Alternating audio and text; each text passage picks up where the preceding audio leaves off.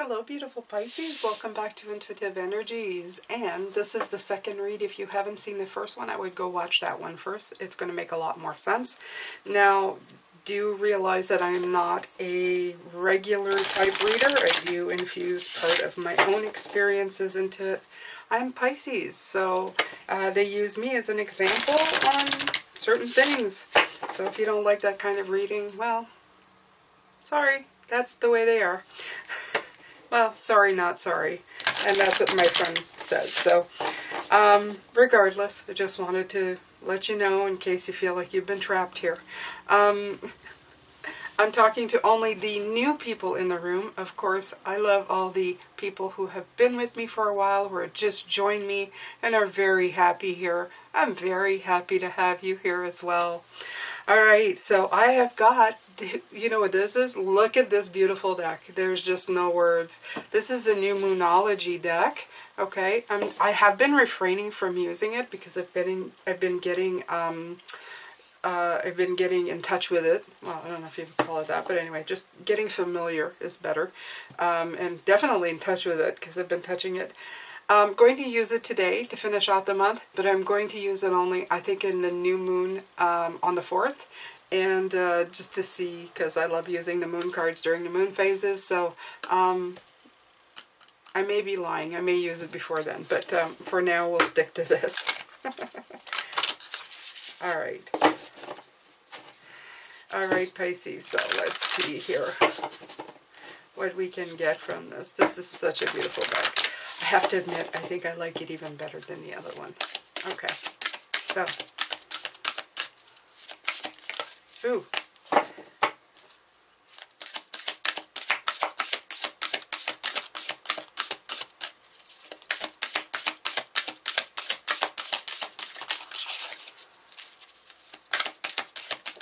Okay, great. First quarter moon in Pisces. Of course it had to be Pisces cards that come out. Honor your feelings. Look at this, right? Honor your feelings. I feel that this is a lot with the heart. A lot with the heart, Pisces, okay? So connected to your heart. Let's see what this card has to offer for the second reading. Second reading. Oh, my tongue is not working. My tongue is not working. There you go. All right, so here is what it has to say. And I'll let you enjoy the artwork while and I can't speak today, tonight, so just bear with me, okay there, Pisces? Alright, let's see. I'm going to slow it down. That's what they keep telling me. Are you putting on a good front, acting like you're bright and breezy, but hiding your real feelings? Rather than acting as though everything is fine, if you're worried about certain issues, it's best to deal with them. Avoid getting so wrapped up in your feelings that you overwhelm yourself and everyone else involved in the situation. If you deny your feelings, you'll go nowhere fast, and you're manifesting. Look at the big picture and use your intuition. Avoid blowing an upset out of proportion. Manifesting mix is this section, and as admirable as it is to live a cheerful and happy-go-lucky life, this card suggests you need to make sure you're not ignoring your emotions. Manifesting mindset. You're being asked to feel all your feelings. Making light of your emotions now isn't recommended. Remember, we create our emotions. Tune into your manifesting powers. The crown chakra is located at the top of your head, and its color is majestic violet. This chakra connects you with Source and helps you to find direction when you need it. Imagine bathing in a column of radiant violet light and just breathe. What did we do this morning? We were breathing. Yes. Hold this card to your crown and call its energies with this incantation. Energies of the first quarter moon in Pisces, thank you for showing me that I am divine. I could probably do a better rhyme than that. It's not really rhyming. It's an incantation, so it doesn't need to rhyme. But I like rhyme. When to manifest your magic. The best time to work your magic is when the moon is in Pisces on a Thursday, Jupiter's day, or during Jupiter's hour. Okay? And it says the first quarter moon in Pisces takes place when the sun is in Sagittarius and the moon is in Pisces. It knows that the divine is in us and around us. And it's kind of funny that they say that, because the full moon, the new moon, I do believe is in Sagittarius. Let me see. I think I said that this morning. And yes, it is. So, and there's a solar eclipse. So there's the sun. So it's, I think, foreshadowing here, taking into your emotions and really working on them. Okay, Pisces? So the book is really cool, as you can see. It's got a lot in it. What I'm retaining for this reading, for this book, for this card, is when I read Honor Your Feelings, I really felt that honor your experiences, because we were talking about that, and put them into balance, okay? So in other words, don't try to hide or shield or try to ignore how you feel, especially when you're feeling bad. Feeling good, of course, we don't need to ignore. We usually encourage and invite in and kind of bask in it. But we don't really take into account all the other experiences that are maybe not that great high vibing. How to turn it into a high vibe situation, or something that will bring us back into, I don't know what to say, how to say this, back into, just do a shift in it, okay? Take the experience. You don't have to relive it, but you can look at it and observe it as you would somebody else's bad experience. Have you ever done that, Pisces? Look at somebody else's experience and disconnect yourself from it, and really take it in, and actually said to people, well, I think from what happened to you, that this is the stuff that you should be looking at. That's what it's asking you to do with your own life. I'm going to be using the Field Tarot to do the clarification on this. Okay, so all the decks I use, they're in the description box if you're interested. Okay, in every reading I put them there. Yeah. There's actually, if there's any sales, I actually put it on my Patreon page. So, it's something else I've started to do. So yes, I do have Patreon, and you can check that out as well. Okay? Alright. Okay, Pisces, here we go. Here we go. Communicate with clarity. Don't make assumptions. Honor your feelings. Be a leader. The Holy Spirit is your guide. Okay? We're here to open things up and clear it up. Clear up the stuff. I'm gonna see. Yeah, I put this deck upside down. I'm not using it upside down. I've had to switch my deck right side up all month. And I turned it back upside down. The Ten of Cups, harmony. Okay. This will bring it in faster. And if it had been upside down, it means that if you're not doing all of these things, if you're not utilizing everything that you're supposed to, you're dulling your progress, is what I'm going to put it, because this card means the same thing. It's just that upside down for me, it's like dulling the energy of the card, like making it slower. So the Ten of Cups is all about harmony, all about balance, okay, the Temperance card. So you want to bring this in. You really want to bring this in.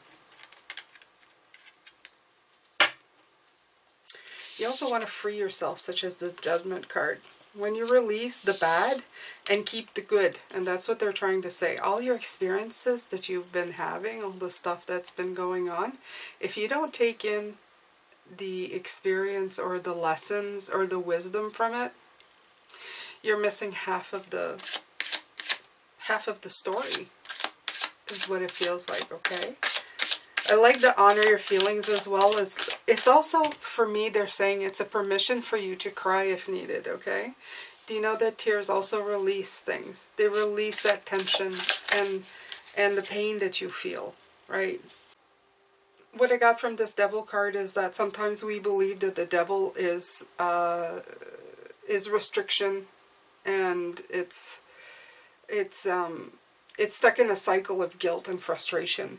And it is, and that's the devil part of those experiences. So you can either choose to take those experiences and stay stuck in that energy and always rehash it in that lower form vibration, or you can take the lesson out of it, okay, unblock this right here, the delays and the blocked emotions and the standstill, okay, and then just kind of release yourself back into balance, into the Temperance card here.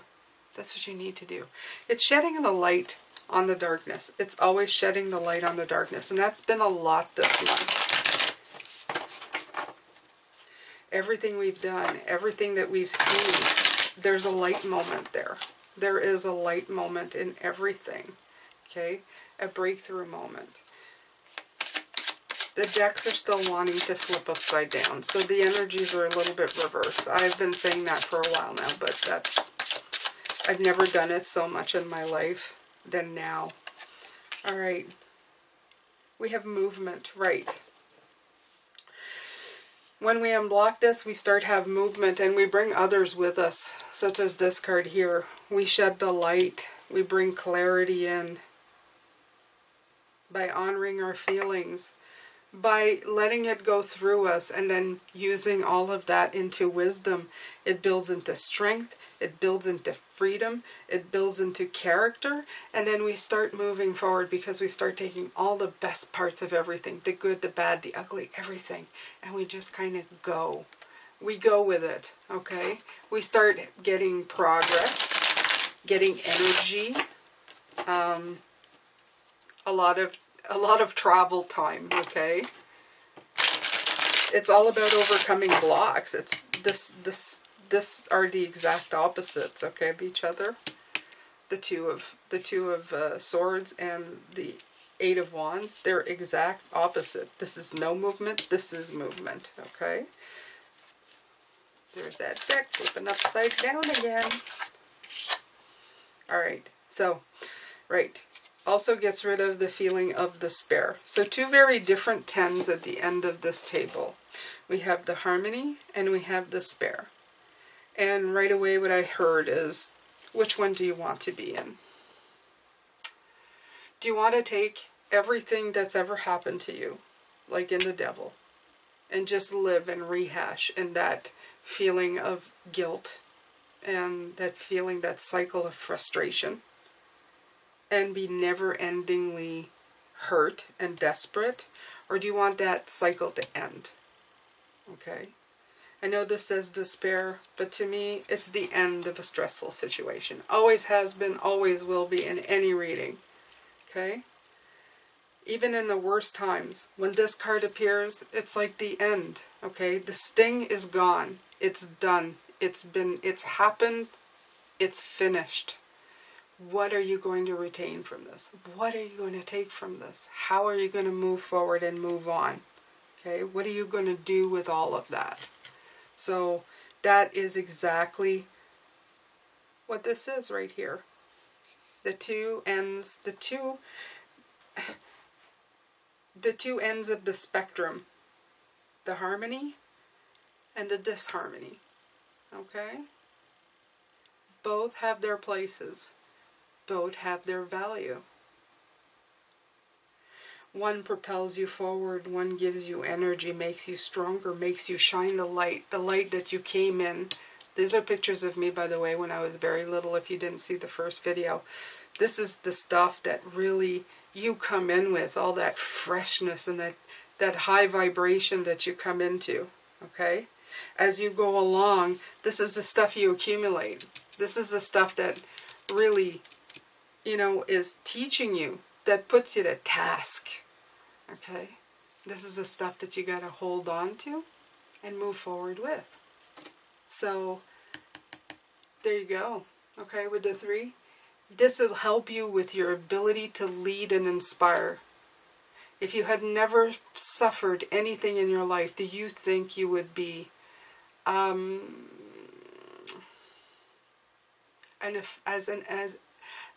more effective leader? Probably not.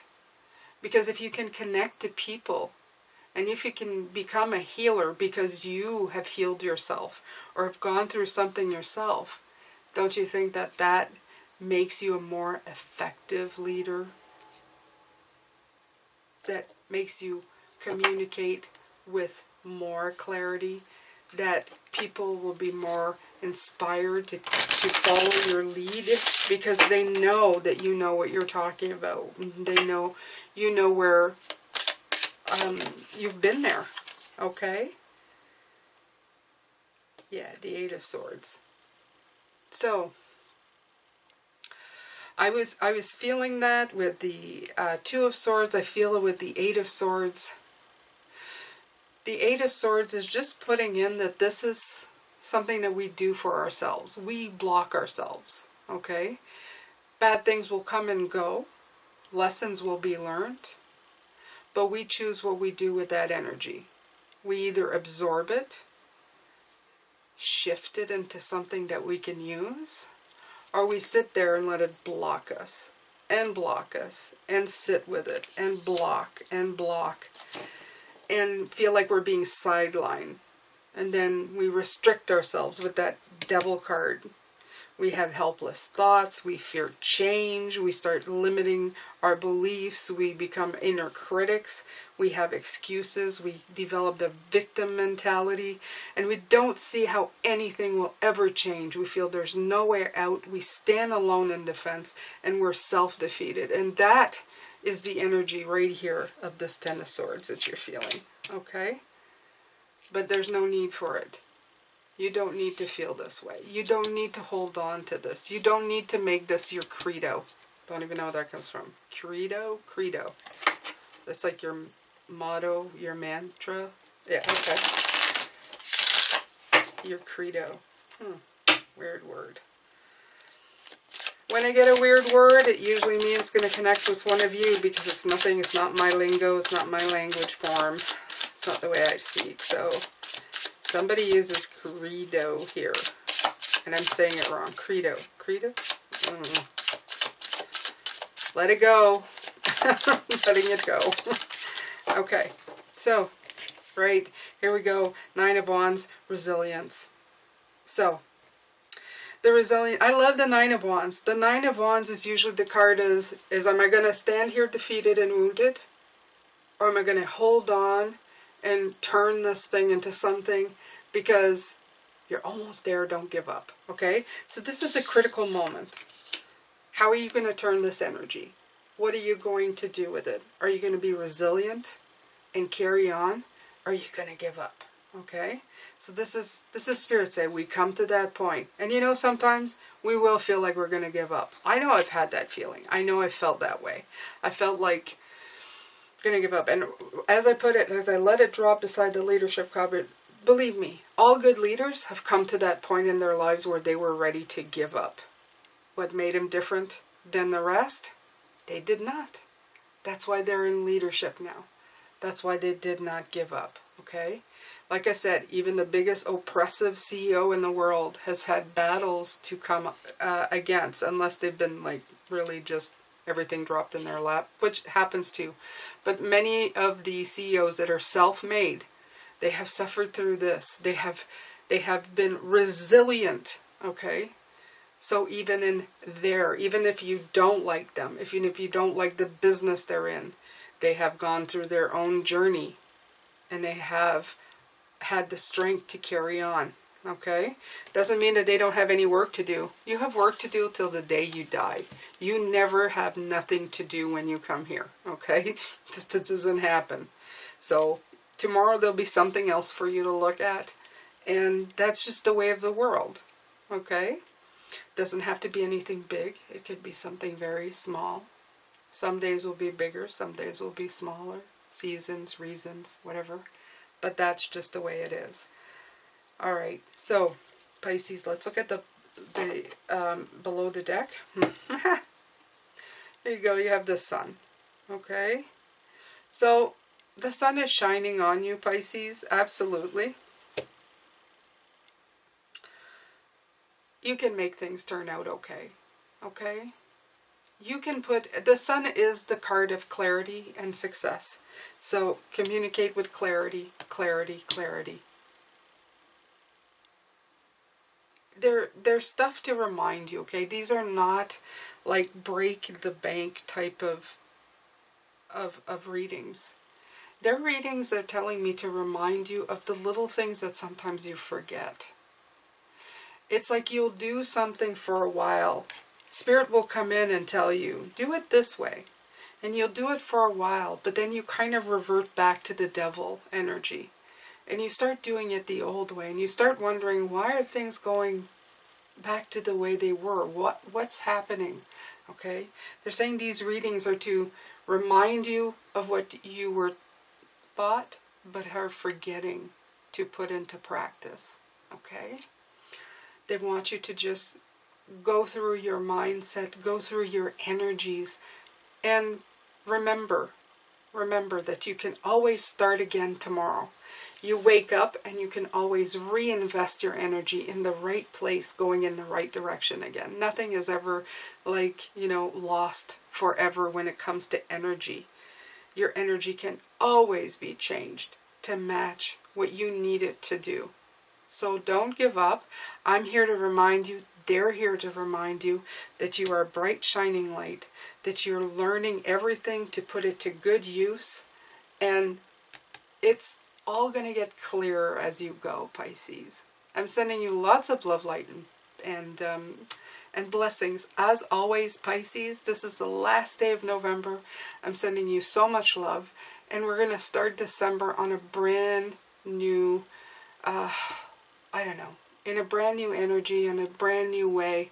I'm going to spend my month uplifting you again, and very much so, trying to just work with the energies around us, work with everything, all our little bag of goodies that we've learned, and that we can really uplift in energy and just use it and utilize it to bring the best of ourselves into the world, so that we can really be the hermit going up, okay? Really be an example of what it is we want to see in the world. Take care, Pisces. I will see you tomorrow.